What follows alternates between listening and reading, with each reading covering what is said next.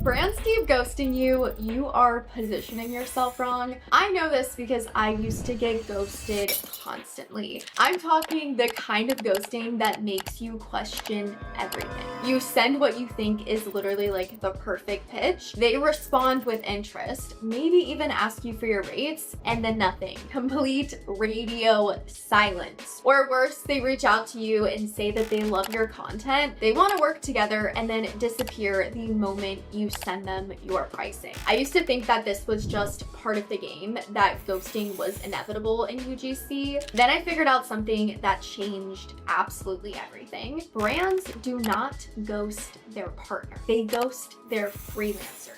Today, I'm going to show you exactly why brands ghost creators and give you 3 positioning fixes that stop it. Once you understand the psychology behind why brands ghost, you will never position yourself the same way again. Hey everyone, Emma here. Before we dive in, let me share why I am so passionate about this topic. In my first year of UGC, I got ghosted 173 times. Yeah, I actually counted. I was trying to figure out what I was doing wrong. I'd send these perfectly crafted pitches, get responses like, amazing, this sounds great, send me your rate. And then I would never hear back. Or brands would reach out to me first, express genuine interest, and then vanish the moment money came up. It was honestly emotionally exhausting. Every time it happened, I would question my worth, my content quality, whether I was even cut out for this industry. Then I actually started studying the difference between creators who got ghosted and ones who didn't. What I discovered completely changed how I approached UGC. Since I implemented these positioning fixes I'm about to share, my ghosting rate dropped from about 60% to less than 5%. More importantly, the quality of my client relationships improved dramatically. Because honestly, here's the thing. When you position yourself correctly, not only do brands stop ghosting you, they start treating you with the respect that you deserve. Let me explain exactly why brands ghost UGC creators. Once you understand the psychology, the solution becomes obvious. When brands ghost you, it's not because they don't like your content. It's not because you're not qualified. It is because of how they perceive your value to their business. Here is what's really happening in their heads. Scenario number 1, the disposable creator. A brand gets a pitch from a creator who says, I create UGC for brands like yours. Here are my rates. $50 for one TikTok, $75 for one Instagram reel. In the brand's mind, this creator is asking them to spend money on content with no clear outcome. They're thinking, this is an expense. Do I really need this right now? Maybe I should wait and see if I can find someone cheaper. When you position yourself as a cost with unclear value, it becomes very easy for brands to kind of deprioritize you. Scenario 2, the strategic partner. This is when a brand gets a pitch from a creator who says something like, I help skincare brands increase customer acquisition through strategic content partnerships. I've helped similar brands improve their conversion rates by 40% while reducing their customer acquisition costs. In the brand's mind, this creator is offering to help them make more money. They're thinking, this could actually help my business grow. I need to understand how this actually works. When you position yourself as a profit driver with clear business value, brands take you very, very seriously. The difference between getting ghosted and getting hired often comes down to one simple question. Are you positioning yourself as an expense or an investment? The first fix that stops the ghosting is changing what you're actually selling. Most creators lead with what they create. I make TikToks, Instagram reels, YouTube shorts, whatever. That immediately positions you as a vendor selling a commodity. Instead, you want to lead with what you achieve. For example, I help brands build authentic customer relationships that drive conversions. Let me show you the difference with real examples. Old positioning could be, hi, I'm a UGC creator who makes authentic product videos for beauty brands. I can create 3 videos for $150. Whereas we have the new positioning where you say something like, hi, I specialize in creating authentic customer stories that help beauty brands reduce their acquisition costs while building stronger brand loyalty. I've helped similar brands improve their conversion rates by an average of 35%. So you can clearly see the difference. The first example focuses on what you make, whereas the second focuses on what you achieve. So here is exactly how to implement it. Step 1, you want to identify the business outcomes that your content actually drives. So is that increased conversion, higher engagement, better brand awareness, lower acquisition costs? You kind of decide. Step 2, you want to research your target brands and understand their actual challenges. Are they struggling with customer acquisition, brand awareness, retention? Step 3, you want to connect your content skills to their actual needs. So instead of saying, I make videos, instead you say something like, I create content that solves a specific business problem. So a real example for you guys, I recently worked with a consumer app that was struggling with customer retention. So instead of just pitching them UGC, what I did was I pitched them customer success stories that demonstrate long-term transformation designed to really increase the customer lifetime value. So at the end of the day, this is essentially the same content creation skills. It's just a completely different positioning. They didn't see me as an expense. What they did is they saw me as the solution to their retention problem. The second fix is showing brands that you think strategically about their business, not just creatively about content. So most creators pitch their creative abilities.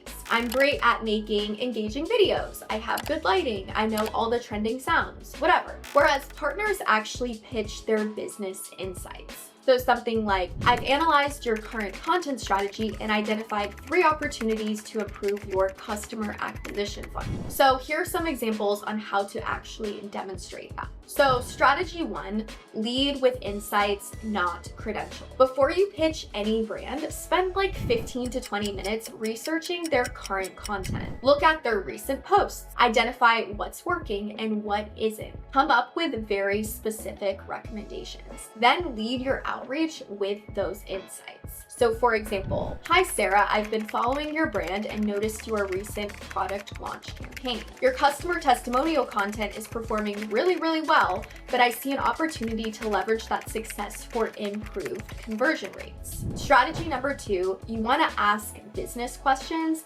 not just content questions. So instead of asking, what type of content do you need? You want to ask, what are your biggest challenges with customer acquisition right now? Instead of, how many videos do you want? You want to ask, what metrics are you trying to improve this quarter? Strategy 3, propose solutions, not just services. Don't just offer to create content. Offer to solve specific business problems through that content. So a real example for you guys, I once reached out to an e-commerce brand. They had really good product photography, but very weak customer social proof. So instead of saying, hey, I can create UGC for you, I said, I noticed you have very beautiful product photography, but your potential customers might be looking for more social proof to build confidence in their purchase decision. I specialize in creating authentic customer testimonials that address common purchase objections. Would you be interested in exploring how this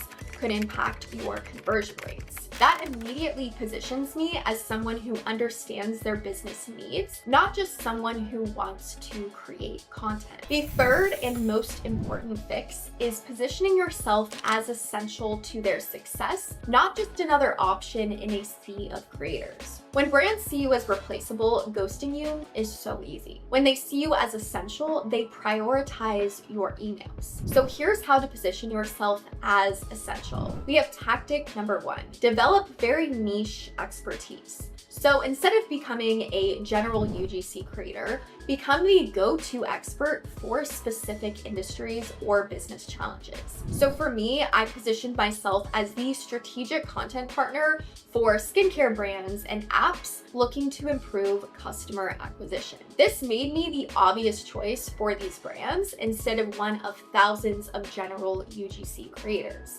Tactic 2, build a track record of results. Brands are not going to ghost people who have proven they can drive results. So start tracking and sharing specific outcomes from your partnerships, or even build case studies from other things that you see. So for example, it could say something like, the content partnership developed for a similar brand resulted in 47% increase in customer acquisition and 23% improvement in customer lifetime value. Tactic 3 is going to be create barriers to replacement. So make yourself difficult to replace by developing unique methodologies and systems. I created the strategic partner method. This is a specific approach to content partnerships that positions you as the face of the brand for the companies you work with, not just another creator making videos. That's not just content creation. It is a proprietary system that brands honestly cannot get elsewhere. Tactic 4,